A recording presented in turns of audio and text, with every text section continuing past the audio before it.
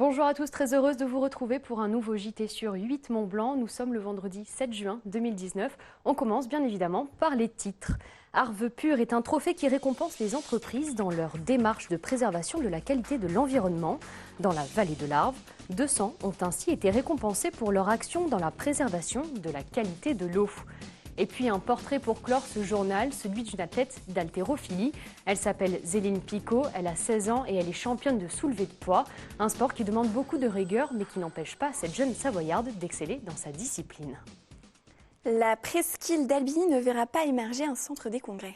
La Cour administrative d'appel de Lyon a confirmé l'annulation de la déclaration d'utilité publique nécessaire au lancement du projet de centre des congrès à Annecy.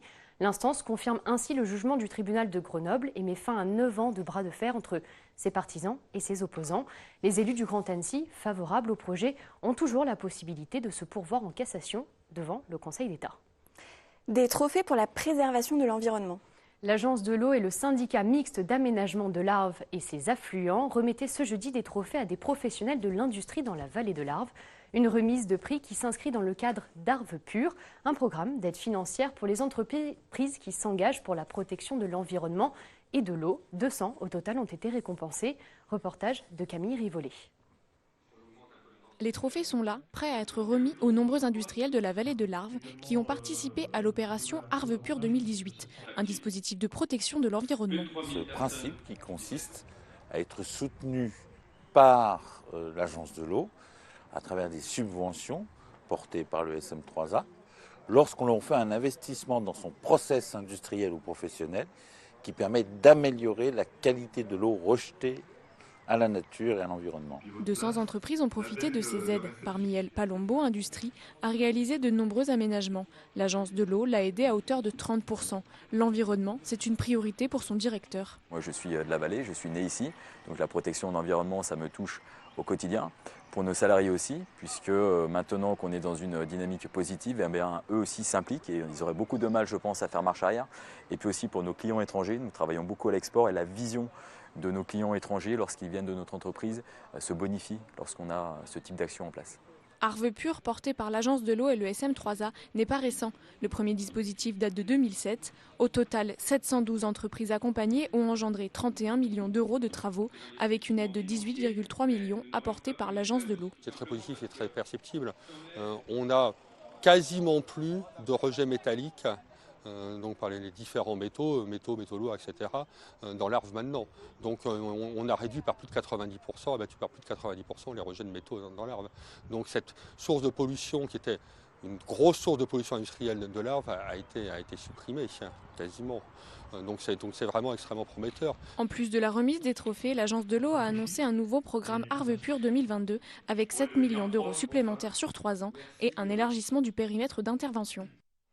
C'est l'un des enjeux de la région Auvergne-Rhône-Alpes, le tourisme. En visite ce vendredi à Chamonix, Nicolas Daragon, vice-président de la région, a souhaité rappeler les efforts de financement réalisés afin d'attirer à nouveau le jeune public en altitude et faciliter donc la rénovation de nombreuses structures, essentiellement de tourisme de montagne.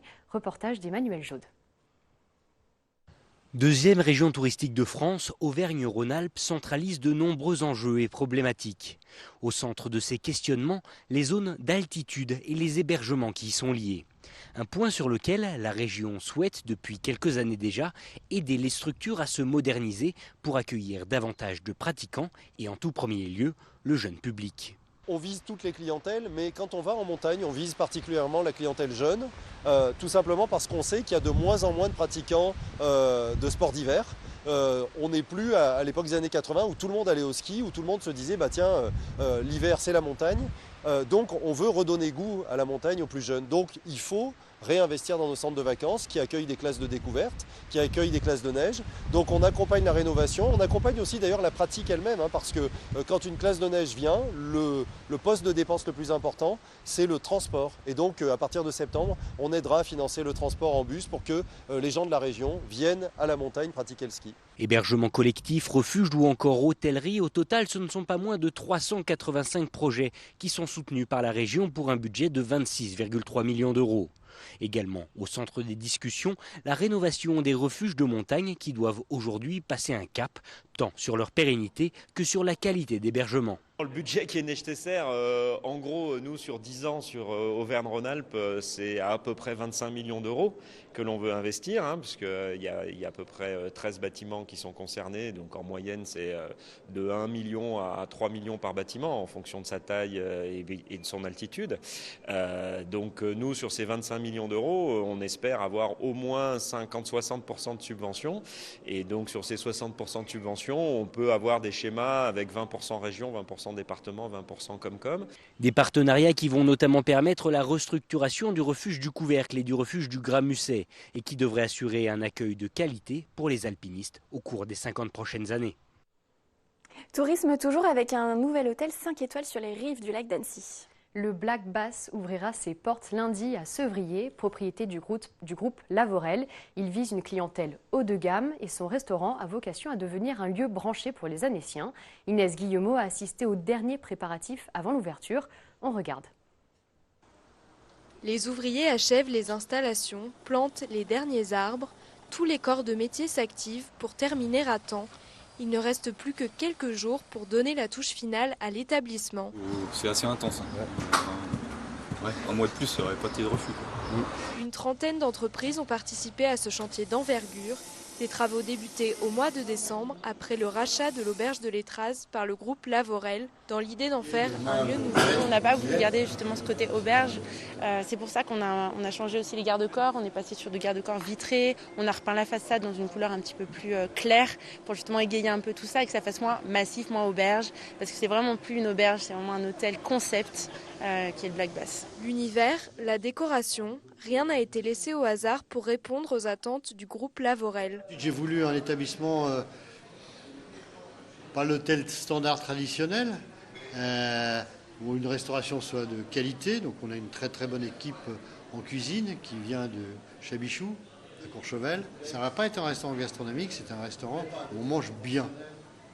Mais j'ai surtout voulu un restaurant d'ambiance.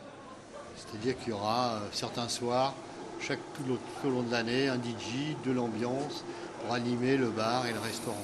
Voilà. Je crois que c'était quelque chose qui manque un peu sur la région, sur le bassin annécien, donc je voulais créer ça. Pour signer la carte, un chef étoilé, Stéphane Buron. Il accompagne une équipe motivée et expérimentée. Cette équipe-là, je l'ai choisie pour que ça se passe le mieux possible. Et quand vous avez 10 personnes qui travaillent ensemble depuis 5-6 ans, logiquement, on ne devrait pas avoir de soucis au niveau de la cuisine, au niveau de la qualité et au niveau des mets. On a travaillé ensemble à l'élaboration d'une carte bistronomique avec des produits de haute qualité, cuisinés tout simplement, avec une touche personnelle du chef. En cuisine, la tension monte avant l'ouverture. On est un peu stressé parce que c'est presque demain, on va dire, pour nous. Donc on essaie de bien se mettre en place. Là, il reste encore plein de préparatifs, des finitions surtout, des cuissons qu'on ne peut pas faire au dernier moment, des mousses, des crèmes. Les premiers clients sont attendus lundi soir pour profiter du festival du film d'animation et de la vue imprenable sur le lac. L'hôtel affiche déjà complet pendant plusieurs jours.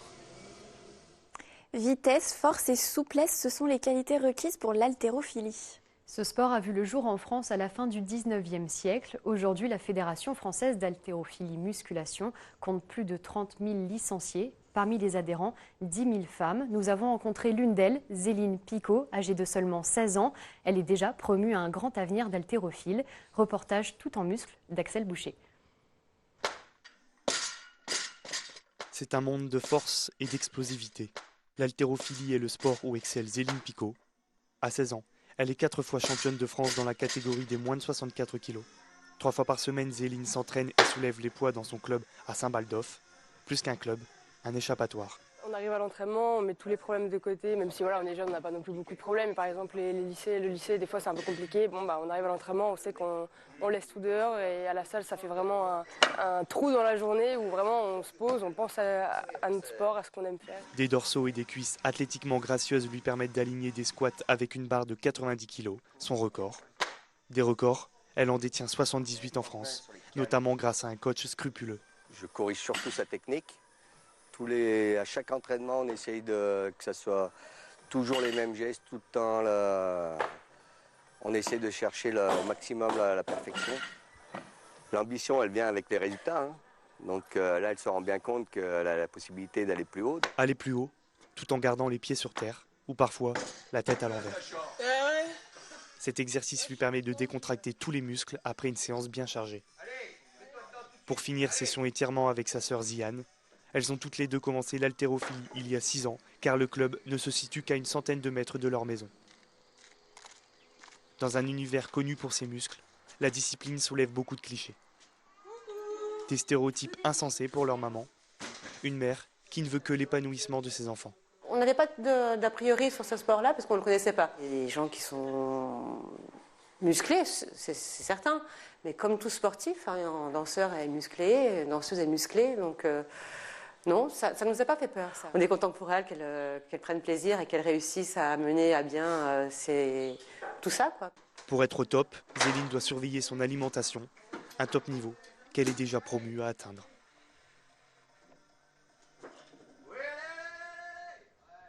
Et c'est la fin de ce journal et le début du week-end. Passez une très bonne soirée. On se retrouve lundi pour une nouvelle édition sur 8 Mont Blanc.